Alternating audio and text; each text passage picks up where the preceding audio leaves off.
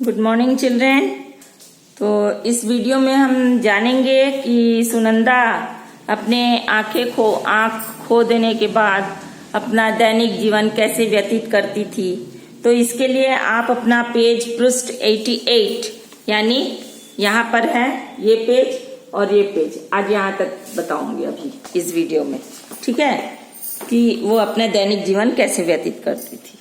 ये खोल के रखिए पेज 88 एंड 89। तो हम लोग इसमें से करीब ऐसे 5 शब्द पाएंगे जो कि इसके पिछले वीडियो में अब तक आप लोग नहीं पढ़े हैं। मैं नए शब्दों को ही ले रही हूँ। तो पहला है अनिच्छा पूर्वक, यानी कि बिना इच्छा के जोर जबरदस्ती कोई कुछ कराए। वो मेरी इच्छा नहीं है मगर मुझे करना मजबूरी है, वो अनिच्छा पूर्वक है। आदी होना, किसी चीज के हमें आदत पड़ जाना। अतिक्रमण करना का मतलब है कोई बात का, कोई काम का हमें सीमा पार कर देना। पिताजी के साथ ऐसे बात नहीं करनी चाहिए, लेकिन क्रोध इतना आ गया कि मैं उसको अतिक्रमण कर दिया, ठीक है। ये बात जहां आई, अतिक्रमण माने अपनी सीमा को लांघ देना। इसके बाद है अवैध माने गैर कानूनी, जो कानून के नजरों में गुनाह है। श्रवण शक्ति, सुनने की शक्ति, ठीक है। तो आप पेज 88 खोलिए और वहां जहां से मैं अभी चालू करूंगी वो है आपका कि उन्होंने और उनकी पत्नी ने जिसे मैं मामी कहती थी। ये सुनंदा अपने बात मुंह से बोली है, इसीलिए वो मैं लगाई है। जिसे मैं मामी कहती थी, मेरे साथ बड़ा अच्छा व्यवहार किया।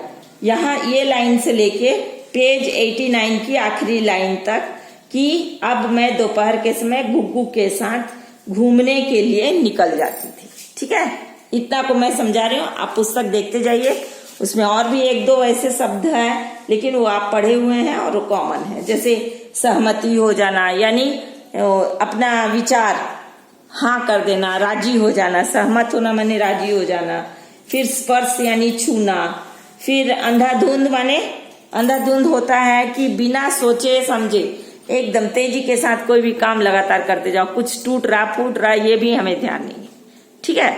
तो मैं उन शब्दों को ली हूं यहाँ जो आपके लिए नया है, ठीक है। तो चलिए उसे समझा देती हूँ कि सुनंदा और रावगुरु कौन थे? उनके प्रधानाचार्य स्कूल के। तो रावगुरु और उनकी पत्नी के साथ उनके ही घर में रहती थी।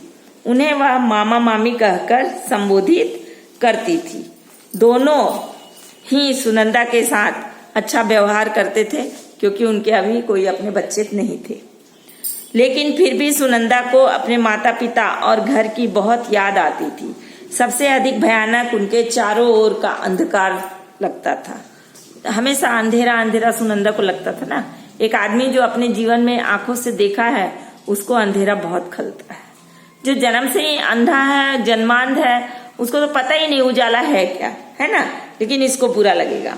गुग्गू हमेशा उसके साथ सट कर बैठता था, चिपट कर, मतलब उस गुग्गू का बदन और इसके बदन का टच हमेशा रहता था, मानो वो उसको धीरज बंधाता हो, धैर्य बंधाता हो कि घबराना मत, मैं हूं ना, ठीक है। सुनंदा भी उसे थपथपाती और सारी बातें करती। रावगुरु उसे स्कूल भेजना चाहते थे, परंतु सुनंदा ने मना कर दिया। नहीं, मैं स्कूल नहीं जाऊंगी। क्यों नहीं जाऊंगी? बेचारी को आंख से नहीं दिखता है ना, सभी चिढ़ाएंगे।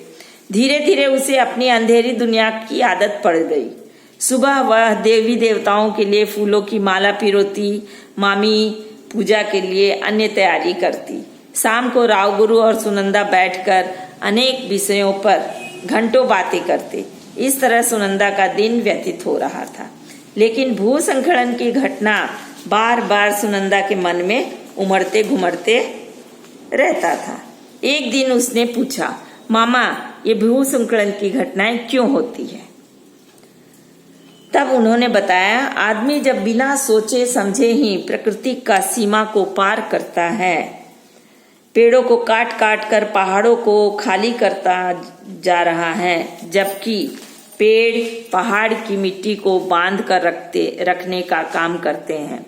ऐसी स्थिति में पेड़ों के बिना धरती के भीतर की हलचल से चट्टानें और मिट्टी नीचे फिसलने लगती है। इसी को भूस्खलन कहते हैं। मामा ने कितना अच्छा से समझाया। ठीक है, आप मेरी आवाज को बार बार सुनिएगा, आप भी समझ जाओगे। जो नहीं सुनेगा वो कुछ ना समझेगा, मूर्ख का मूर्ख रहेगा। चलो, और इस तरह सुनंदा को मामी जी ने बताया कि पेड़ काटना गैर कानूनी है। मामा जी ने बताया कि पेड़ काटना जो है वो अच्छी बात नहीं, गैर कानूनी है, पुलिस पकड़ेगी। ठीक है, लेकिन लोग अवैध तरीके से चोरी छुपके, अवैध माने चोरी छुपके पेड़ को काट ले जाते हैं। धीरे धीरे समय बीतते गए। सुनंदा का खोया आत्मविश्वास लौटता जा रहा था। अब वह छू कर भी बहुत चीज महसूस कर ले रही थी और उसके सुनने की शक्ति भी तेज हो गई थी। अब वह दोपहर में गुग्गू के साथ घूमने निकल जाती थी। आसपास के पहाड़ियों को वह अच्छी तरह पहचानने लगी थी।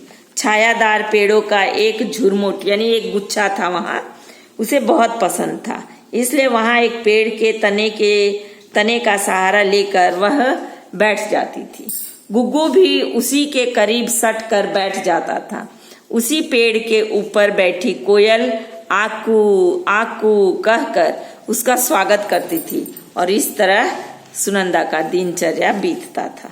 ठीक है, समझ में आया?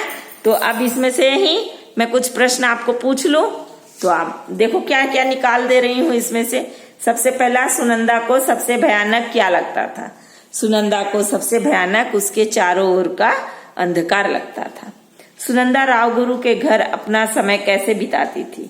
सुनंदा सुबह देवी देवताओं के लिए फूलों की माला पिरोती थी और शाम के समय राव गुरु के साथ घंटों बैठकर अनेक विषयों पर बातें करके अपना समय बिताती थी। धीरे धीरे सुनंदा को कैसी दुनिया की आदत पड़ गई। धीरे धीरे सुनंदा को अपनी अंधेरी दुनिया की आदत सी पड़ गई। सुनंदा के मन में बार बार कौन सा घटना उमड़ती रहती थी? सुनंदा के मन में बार बार भूस्खलन की घटना उमड़ती घुमड़ती रहती थी।